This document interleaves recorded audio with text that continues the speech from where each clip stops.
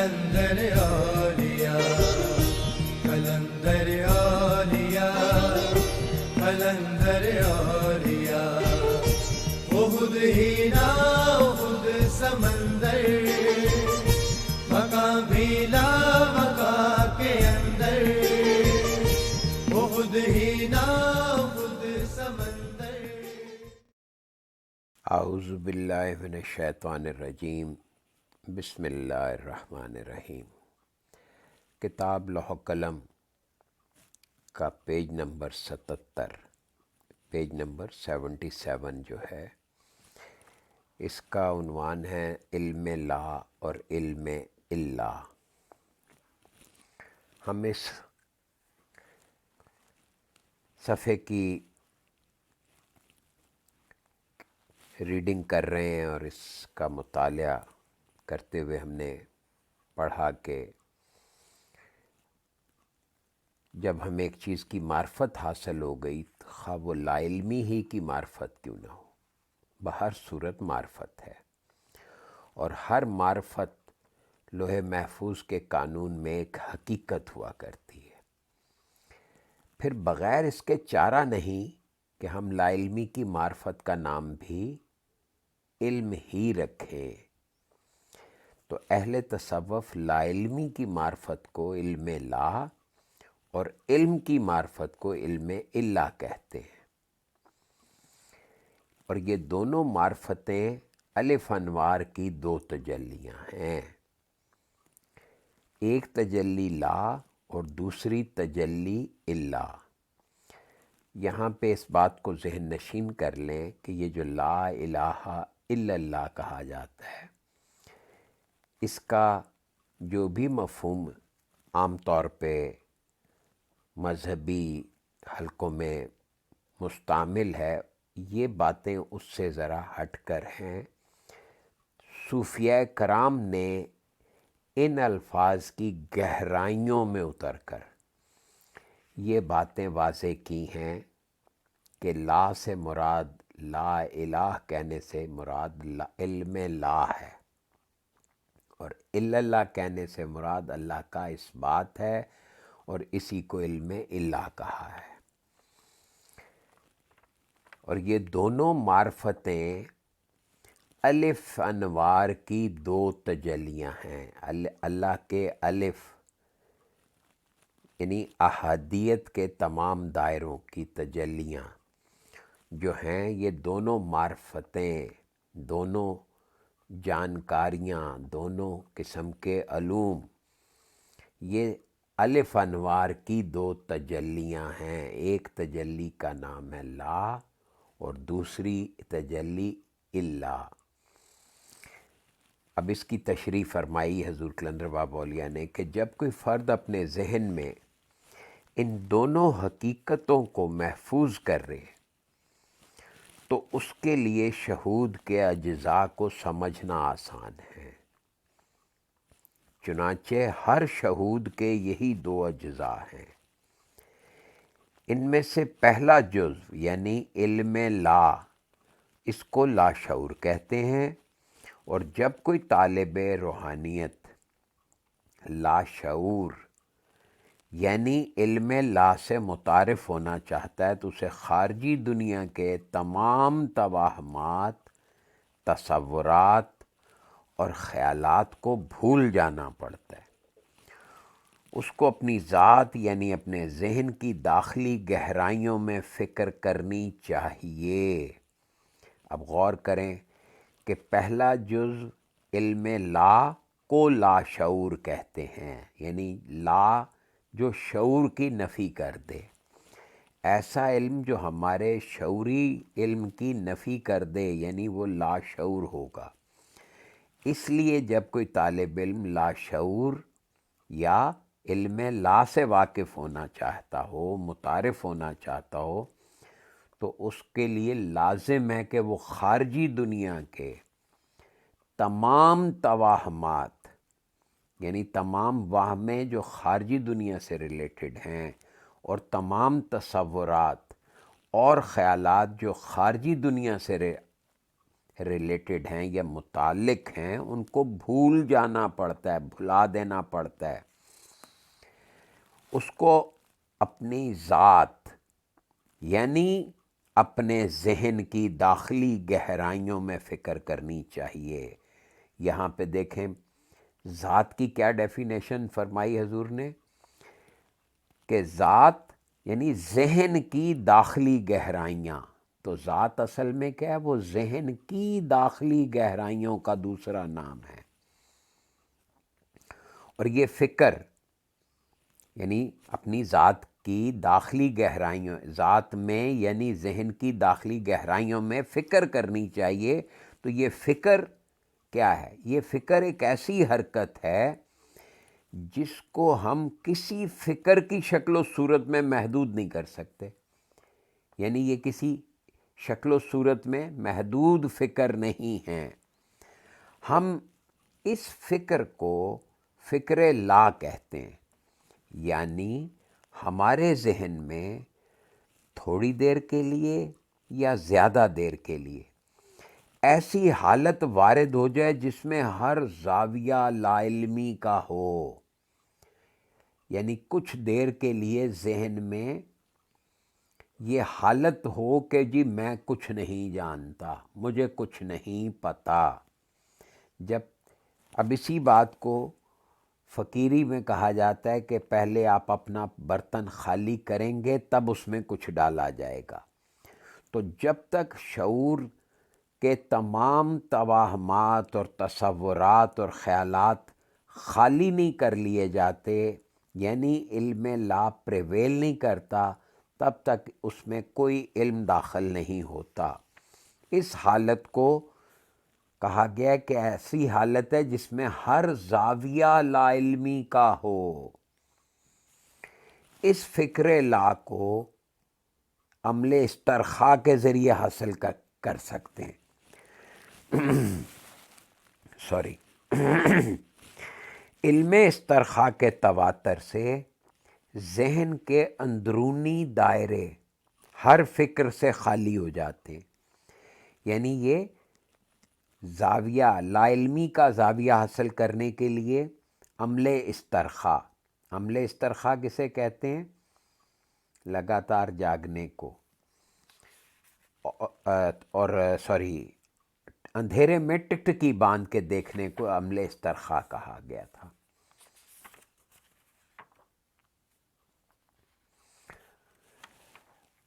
اور وہ جو لگاتار جاگنا تھا اسے تلوین کہا گیا تھا۔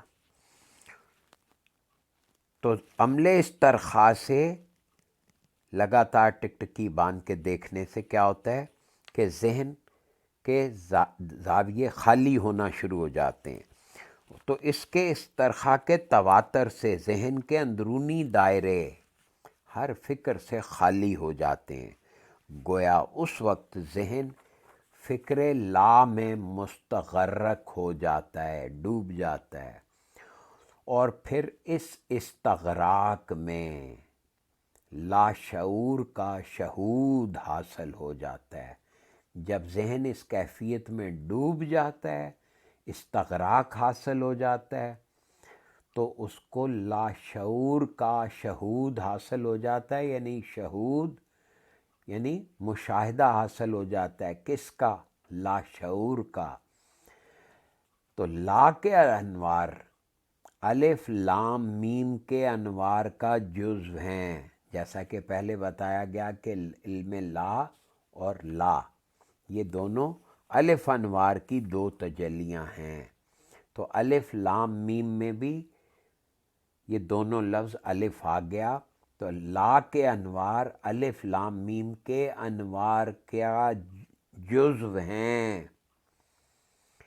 تو الف لام میم کے انوار کو سمجھنے کے لیے لا کے انوار کا تعین اور ان کی تحلیل ذہن میں رکھنا ضروری ہے۔ یہ دیکھیے حروف مقطعات کے جو حوالے سے جو بات ہے یا ان کی تشریح کی جا رہی ہے کہ کس طرح سے صاحبان شہود الف لام میم یعنی حروف مقطعات کو کس طرح سے لا کے انوار سے جوڑ کر دیکھتے ہیں۔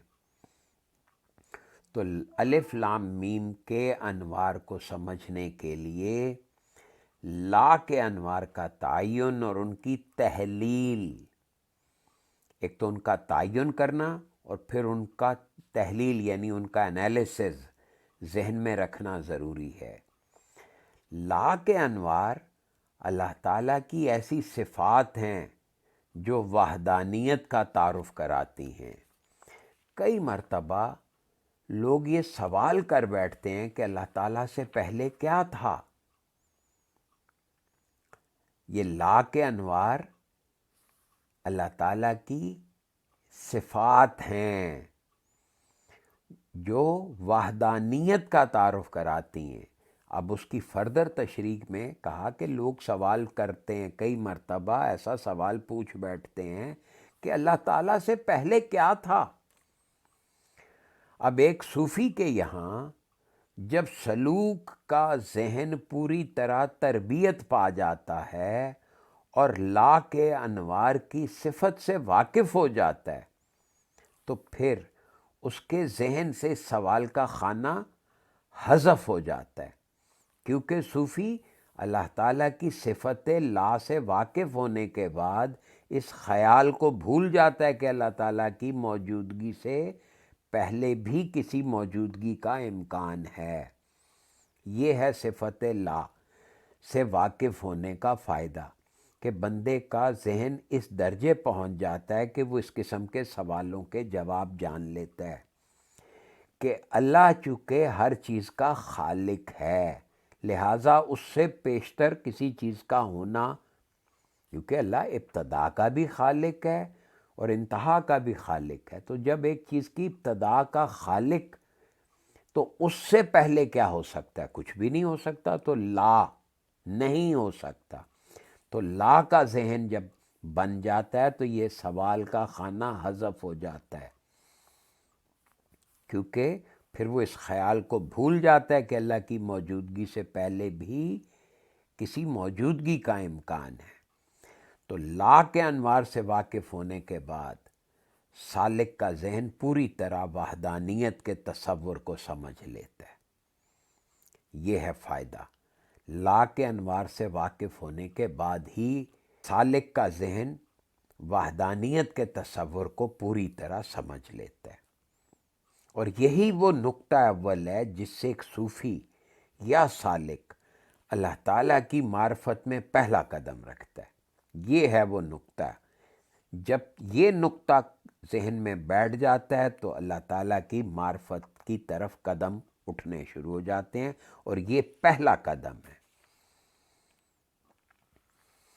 اس قدم کی حدود اور دائرے میں پہلے پہل اسے اپنی ذات سے روشناس ہونے کا موقع ملتا ہے، یعنی اب وہ ذات سے کیا روشناس ہو رہا ہے کہ اسے پتہ چلتا ہے، تلاش کرنے کے باوجود وہ خود کو کہیں نہیں پاتا، وہ دیکھتا ہے کہ بھی میں کہاں ہوں، میں تو کہیں بھی نہیں ہوں۔ ظاہر ہے کہ جب اللہ نے چاہا تب وہ وجود میں آیا، تو اس سے پہلے کہاں تھا؟ تو کہیں نہیں۔ تو اس کو سمجھ آ جاتی ہے کہ میری اوقات کیا ہے، یعنی اسے اپنی ذات سے روشناس ہونے کا موقع ملتا ہے، یعنی تلاش کرنے کے باوجود وہ خود کو کہیں نہیں پاتا، اور اس طرح اللہ تعالیٰ کی وحدانیت کا صحیح احساس اور معرفت کا صحیح مفہوم اس کے احساس میں کروٹیں بدلنے لگتا ہے۔ اب یہاں پہ یہ احساس کا لفظ ریئلائزیشن کے معنوں میں ہے، یعنی اس کو یہ ریئلائز ہونے لگتا ہے کہ اللہ تعالیٰ ہی واحد ہے اور اس کے علاوہ کچھ نہیں ہے، حتیٰ کہ میں خود بھی کچھ نہیں ہوں۔ یہی وہ مقام ہے جس کو فنائیت کے نام سے تعبیر کیا جاتا ہے۔ اب اسی نقطے کو صوفیہ کرام فنائیت کہتے ہیں، یعنی اپنی ذات کے احساس کا نہ ہونا، یعنی ذہن جب اس مقام پہ پہنچ جاتا ہے کہ جب میں نہ تھا تو اللہ تھا، تو اسی کو یہ فنائیت کے نام سے تعبیر کیا جاتا ہے۔ اور بعض لوگ اس کو فنا الہیت بھی کہتے ہیں، جب تک کسی سالک کے ذہن میں لا کے انوار کی پوری وسعتیں پیدا نہ ہو جائیں، وہ اس وقت تک لا کے مفہوم یا معرفت سے روشناس نہیں ہو سکتا۔ کوئی سالک ابتدا میں لا کے انوار کو اپنے ادراک کی گہرائیوں میں محسوس کرتا ہے۔ یہ احساس شعور کی حدوں سے بہت دور اور بعید تر رہتا ہے، یعنی دور سے بھی زیادہ دور۔ یعنی یہ ریئلائزیشن شعور کی حدوں میں نہیں ہوتی، یہ شعور سے پرے دور کہیں ہوتی ہے کہ میں تو کہیں بھی نہیں ہوں۔ اسی لیے اس احساس کو شعور سے بالا تر یا لاشعور کہہ سکتے ہیں، اسی لیے اس احساس کا نام ہی لاشعور رکھ دیا گیا۔ لیکن فکر کی پرواز اس کو چھو لیتی ہے، یعنی کہ یہ احساس ہماری فکر میں آ جاتا ہے، فکر کی پرواز اس کو چھو لیتی ہے۔ وہ حالت جو عام طور سے اللہ تعالیٰ کی محبت کا استغراق پیدا کرتی ہے، سالک کے ذہن میں اس فکر کو تخلیق کرتی ہے۔ یعنی وہ حالت جو اللہ تعالیٰ کی محبت میں گہرائی پیدا کرتی ہے، وہ حالت سالک کے ذہن میں اس فکر کو تخلیق کرتی ہے، پیدا کرتی ہے، اور پھر اس کی تربیت کرتی ہے۔ تفہیم کے اسباق میں پہلا سبق جو جاگنے کا عمل ہے، اس استغراق کے حصول میں بڑی حد تک معاون ہوتا ہے۔ وہ جو تلوین کا درس تھا لگاتار جاگنے کا، یہ تفہیم کے اسباق میں سے ایک سبق ہے، اور یہ پھر اس استغراق کے حصول میں بڑی مدد کرتا ہے۔ جب اس سبق کے ذریعے صوفی کا ذہن استغراق کے نقش و نگار کی ابتدا کر چکتا ہے اور اس کے اندر قدر قوت القاء پیدا ہو جاتی ہے، تو اس فکر کی بنیادیں پڑ جاتی ہیں۔ یعنی سبق کے ذریعے پہلے تو صوفی کا ذہن اس کے اندر استغراق کے نقش و نگار کی بنیاد پڑ جاتی ہے، یعنی استغراق پیدا ہونے لگتا ہے۔ پھر جب استغراق پیدا ہوتا ہے تو قدر قوت القاء، قدر قوت القاء کیا ہے اس کا بیان آگے آئے گا۔ تو قوت القاء اس میں پیدا ہونا شروع ہو جاتی ہے۔ جب قوت القاء پیدا ہوتی ہے تو یہ فکر کی بنیادیں پڑ جاتی ہیں، اور پھر جب آپ استرخاء کے ذریعے استرخاء کی مشقیں جاری رکھتے ہیں تو اس فکر میں حرکت پیدا ہو جاتی ہے، آب و تاب آتی ہے اور توانائی آنے لگتی ہے، اور جب یہ توانائی نشو و نما پا لیتی ہے، اس وقت لا کے انوار ورود میں نگاہ باطن کے سامنے، لا کے انوار ورود میں نگاہ باطن کے سامنے آنے لگتے ہیں، اور ان انوار کا ورود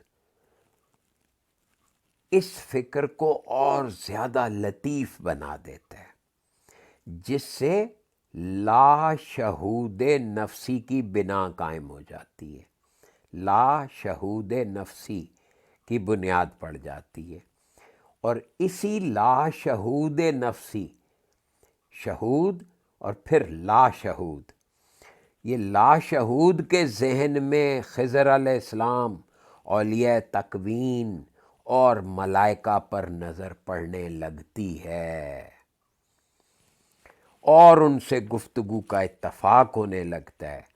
اسی لا شہود نفسی کی ایک صلاحیت خضر علیہ السلام، اولیاء تکوین اور ملائکہ کے اشارات و کنایات کا ترجمہ سالک کی زبان میں اس کی سماعت تک پہنچاتی ہے۔ رفتہ رفتہ سوال جواب کی نوبت آ جاتی ہے، اور ملائکہ کے ذریعے غیبی انتظامات کے کتنے ہی انکشافات ہونے لگتے ہیں۔ یعنی جب لا کے انوار ورود میں نگاہ باطن کے سامنے آتے ہیں تو لاشہود نفسی کی بنیاد پڑ جاتی ہے، اور پھر اس لاشہود نفسی کے ذہن سے یہ ہوتا ہے کہ خضر علیہ السلام اور اولیاء تکوین اور ملائکہ پر نظر پڑنے لگتی ہے۔ نہ صرف نظر پڑنے لگتی ہے بلکہ ان سے گفتگو کا اتفاق ہونے لگتا ہے، کنورسیشن شروع ہو جاتی ہیں، اور پھر رفتہ رفتہ یہ ہوتا ہے کہ ان کے اشارات اور کنایات کا ترجمہ سالک کی زبان میں اس کی سماعت تک پہنچنے لگتا ہے، اور کمیونیکیشن اس درجے بڑھ جاتی ہے کہ سوال جواب کی نوبت آنے لگتی ہے۔ سالک سوال کرتا ہے اور وہاں سے جواب ملتا ہے اس کو، اور پھر اس طرح غیبی انتظامات کے انکشافات سامنے آنے لگتے ہیں۔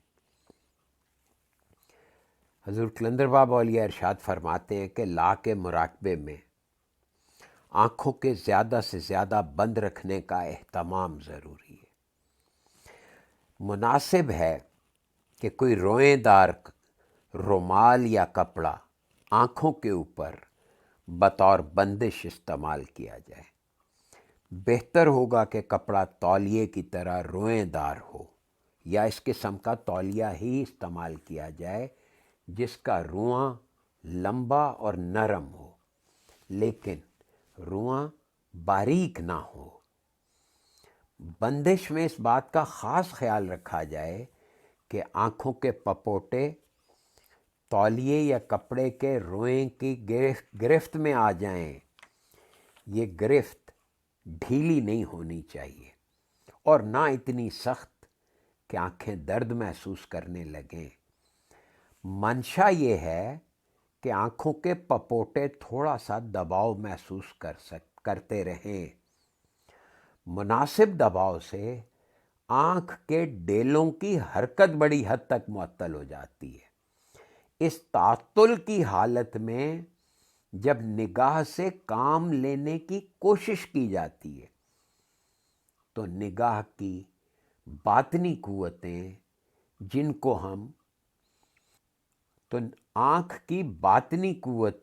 کو ہم روحانی آنکھ کی بینائی کہہ سکتے ہیں، حرکت میں آ جاتی ہیں۔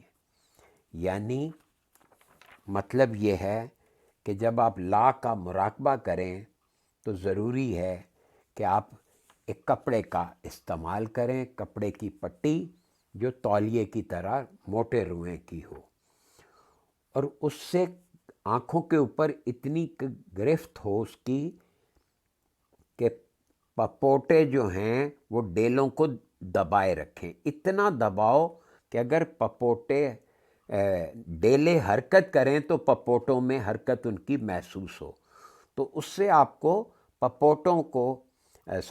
ڈیلوں کو ایک نقطے پہ ایک جگہ سٹے کرنے میں سہولت رہے گی۔ پپوٹوں کے دباؤ سے جب ڈیلے ایک نقطے پہ رکے رہیں گے، ٹکے رہیں گے، ان کی حرکت معطل رہے گی، تو جب اس حالت میں ہم دیکھنے کی کوشش کرتے ہیں تو آنکھ کی جو باطنی قوتیں ہیں